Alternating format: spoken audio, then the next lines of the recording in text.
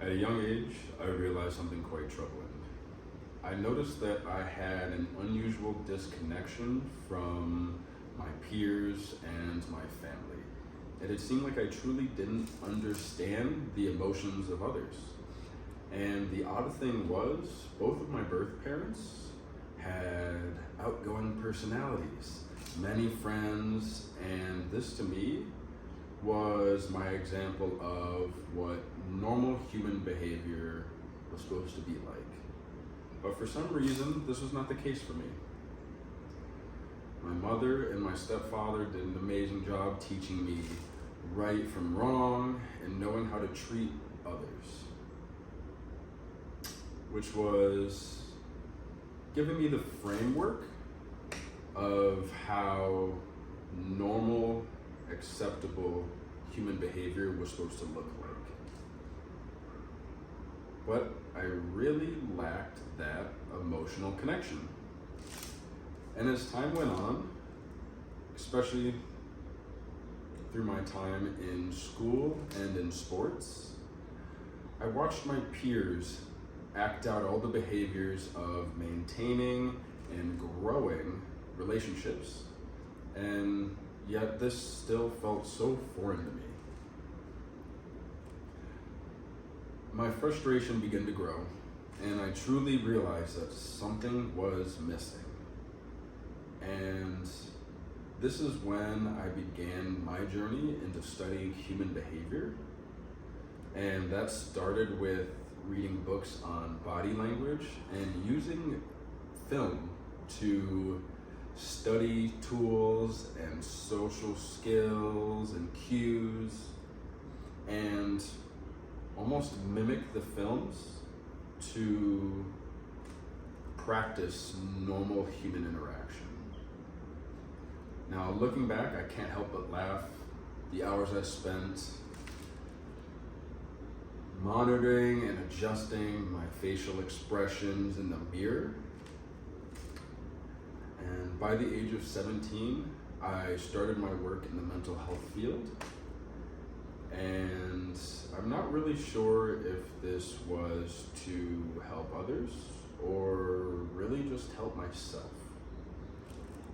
And as time went on, I was able to experience working in clinical settings, psych wards, and later on doing outpatient work in the mental health field. And this really helped build up my personality and behavior database of behaviors using the hundreds of individuals that I worked with ranging mental illnesses. And it truly was an incredible learning experience for me because I began adjusting how I behaved, how I interacted with others, because no person was the same.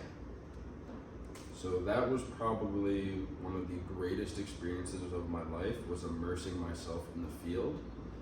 And I was truly helping others while helping myself. And after, when I believed I finally had an understanding of not only myself, but how to interact with others successfully, being mindful of their needs and their emotions, I started my company, Relentless Nature, to assist others in a larger reach than my community, and we help support mental health awareness, advocacy, and assisting those who truly need it to be connected with the resources to assist them in finding treatment and getting the tools that they need to live a happier and healthier life. The main focus of this seminar is to examine the way we interact with others, especially with ASD or autism spectrum disorder. It is my absolute belief that as if we work towards understanding the unique experiences and challenges faced by individuals With ASD, we can provide more effective support and build stronger relationships. This is also true for the relationships we have in our everyday life with everyone we interact with. The key to success is through the use of two crucial tools: empathy and perspective. With both these skills, we can promote a greater understanding and work towards creating a more inclusive and compassionate society. What we'll be discussing next is a culmination of my two favorite cliche statements: knowledge is power, and treat everyone the way you want to be treated. With those two statements in mind, thank you so much for tuning in, and I truly hope you take something away from this today. All right, so what is perspective? Perspective is an individual's unique view of reality based off of their experience in their lives and how these events have affected them psychologically. You can imagine, as this is our specific lens that determines how we perceive the situations unfolding in front of us. Even though people may experience similar occurrences in their lives, their perception and subsequent emotional reactions to these events may be extremely varied. So, the things that can influence our perspective, there are four main categories of different factors that can have a major influence on the way we perceive the world. Number one is emotionally. So that is your traumas, fears, mental status, mistakes, and successes. These things have the biggest and most prevalent influence on the way we view the world. Number two, our immediate surroundings. So this is parents, close relatives, relationships, or roommates. Now, these are the people that live in your immediate household or that you spend a majority of your time with. Number three is close proximity. This would be school, this would be other friends that you do not live with, family, and coworkers. These are people that you see more frequently than acquaintances or random people you see out in public. These people still have a big influence on your life. And lastly, you have the community. So this is your news, social media, and TV. Now, these things can have a big effect on you, but they're not directly in your physical life frequently as the other three. Now, each of these factors are responsible for molding and creating our unique view of the world, whether that be positively or negatively. Some of you may not know, but in the early years of life, our brains are like sponges.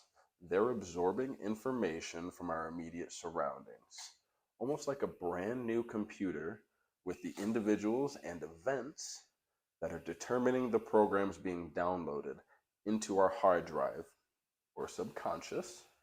Now, these factors solidify the base of our perspective of this world. You may be asking yourself, why does perspective even matter? So, our view of the world determines everything. It is one of the main factors responsible for how we interact with others, how we perceive them, and how we respond to our environment. Just like I had mentioned earlier, there's a large list of factors that are involved with influencing our perspective. It may seem like there are endless possibilities to the reasoning behind someone's behaviors and reactions, almost making it appear impossible to be mindful of each of these components. But that could not be further from the truth. Now, these are the things that we should keep in mind. Everyone has experiences that may be similar or extremely different than our own. Now, when we talk about connections, I'm referring to the wiring in our brains that utilize experience and mental status to form the interconnected pathways in our minds And these things assist us in drawing conclusions and solving problems.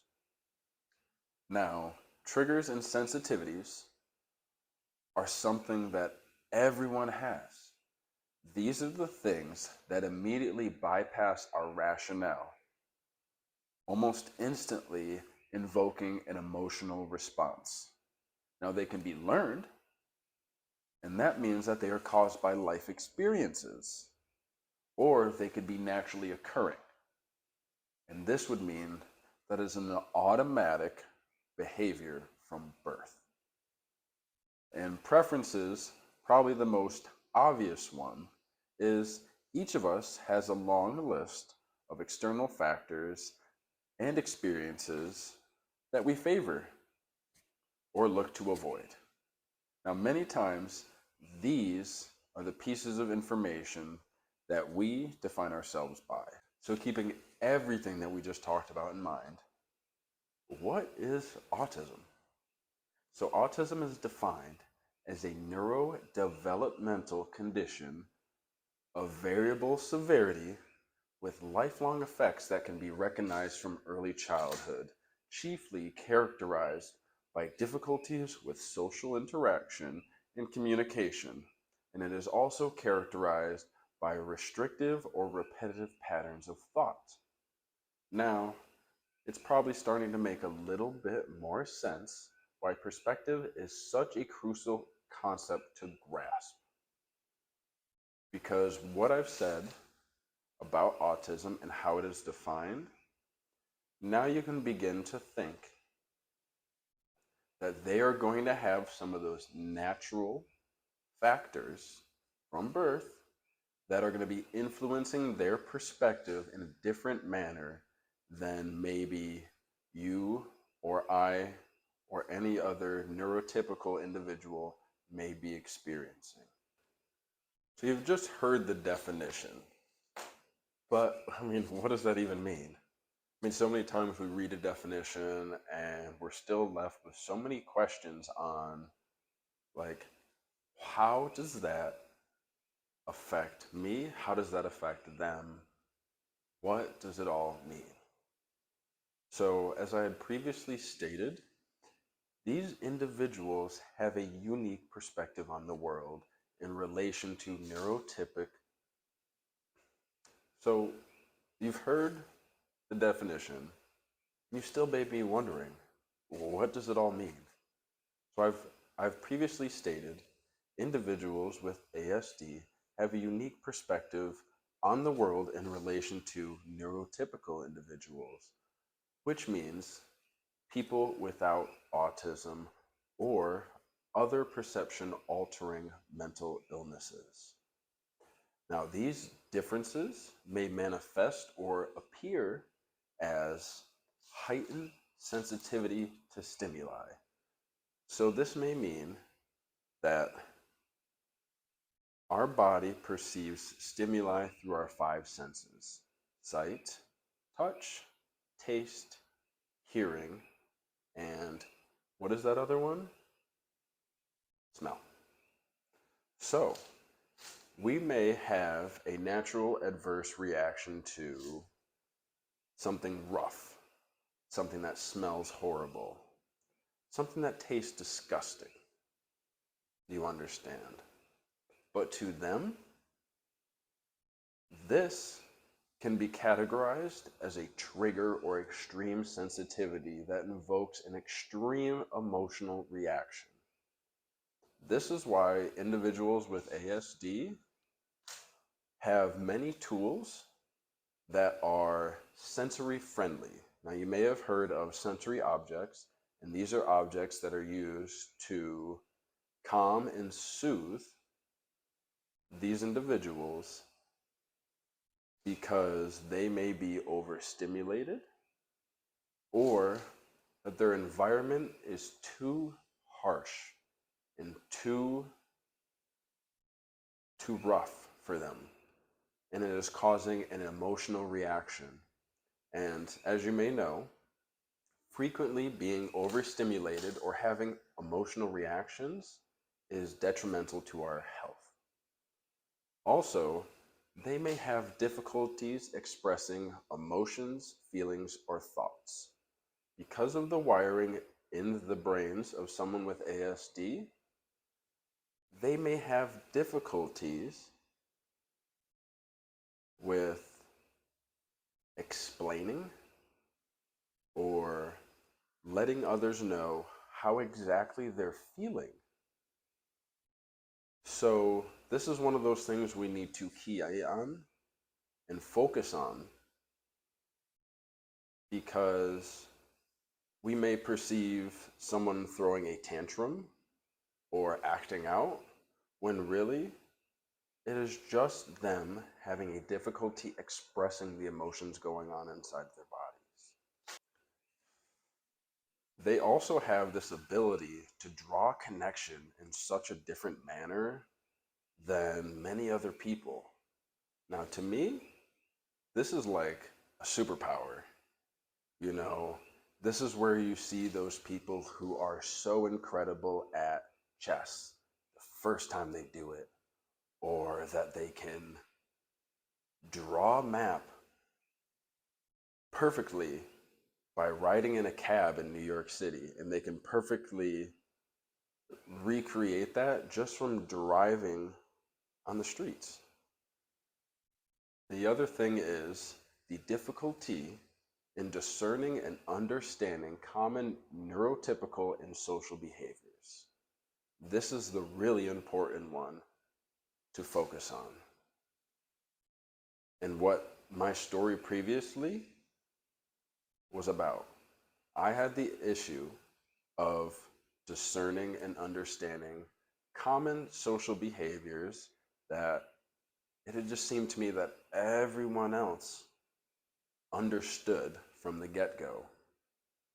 And this may appear as being socially awkward, not knowing what to say in certain situations, or even taking sarcasm and things like that so literally that much of conversation gets lost in translation. It is almost like individuals who are neurotypical and individuals with ASD are speaking two different languages at some times.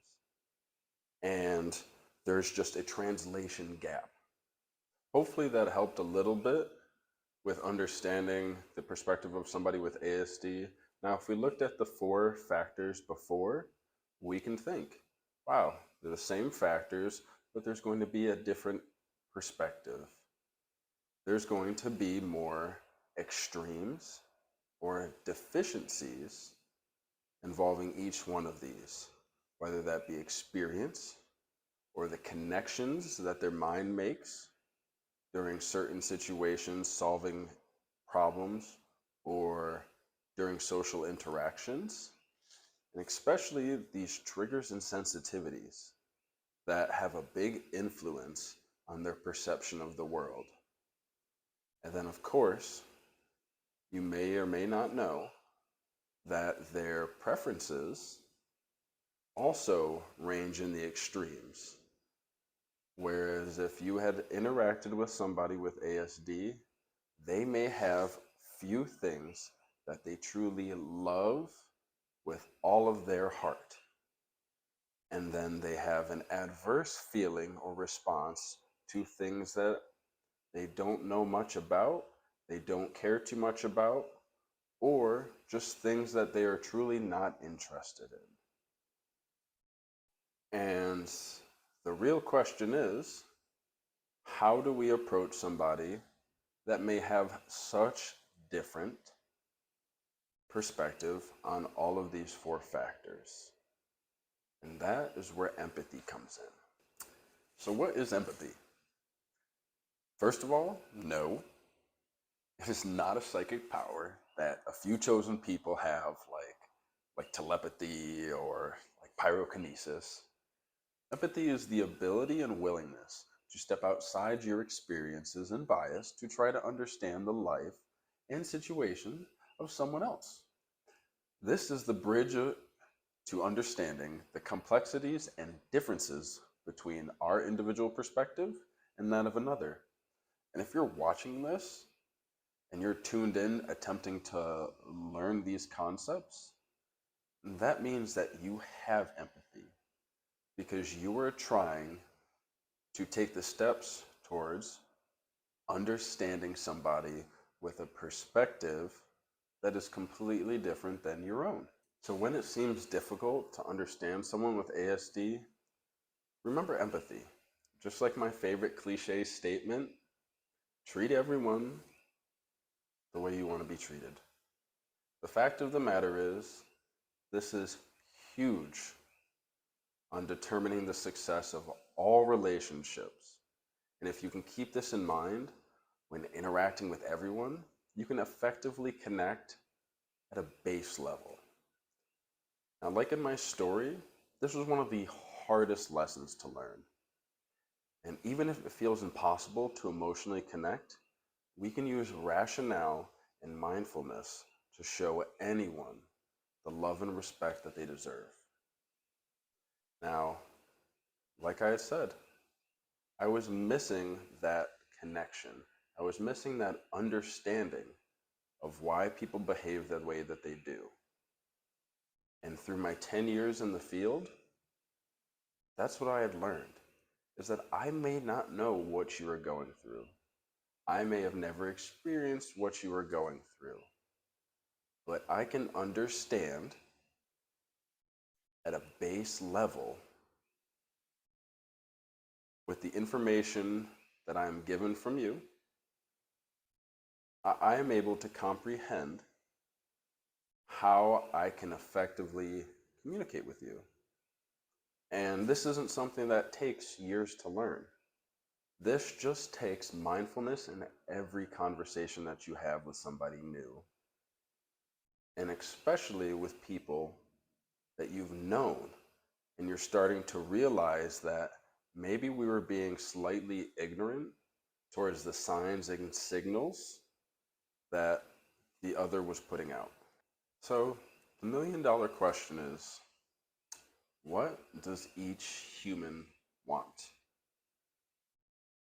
No matter what their mental status is, whether they have a mental illness, ASD, no matter what race they are, no matter what, anything, what does each human want? They want peace. What does peace mean? Peace means the fewest amount of events in their lives that cause emotional distress. They want love. They want people around them that show them that they care, that they support them, and that they are there for them because they care about them. Happiness, it's the obvious one, goes along with peace. Everyone wants to be happy. Happy doing any activity or anything that warms their heart. And lastly, they want to be treated as an equal. Just because someone is different doesn't mean they want to be talked down to. Doesn't mean they want to be treated with special accommodations. Now, yes, some people may need extra assistance with certain things, but they don't want to be singled out because that is pointing out that they are different or possibly less than everyone else. Just keep this in mind and you'll be fine. Remember, individuals with ASD are no different than you and I. We're all unique human beings with different perspectives. So before I start answering questions, I just want to let you know how appreciative I am that you took the time out to try and empathize and understand the true concept of perspective. And before we're all done, I'd like to leave you with one of my favorite stories. This is The Blind Man and the Elephant. And the first man, he put his hand out, He touched the side of the elephant. He said, "How smooth! This must be a wall." The second put their hand out and touched the trunk, saying, "How round! It must be a snake." The third put their hand out, touched the tusk, said, "How sharp! This must be a spear." The fourth put their hand out, touched the leg, said, "How tall! This must be a tree." The fifth put their hand out, touching the ear, said, "How wide! This must be a fan." And the sixth, they put their hand out and touched the tail, said, "How thin! This must be a rope." Now, the original moral of this is all of these individuals battled and fought to defend their perspective, believing that their perspective was correct, when really they only had a piece of the big picture. And I absolutely agree with that. But what I truly took away from this story is, yes, it really isn't about how correct we are. It is about accepting that someone else is giving a unique view of life.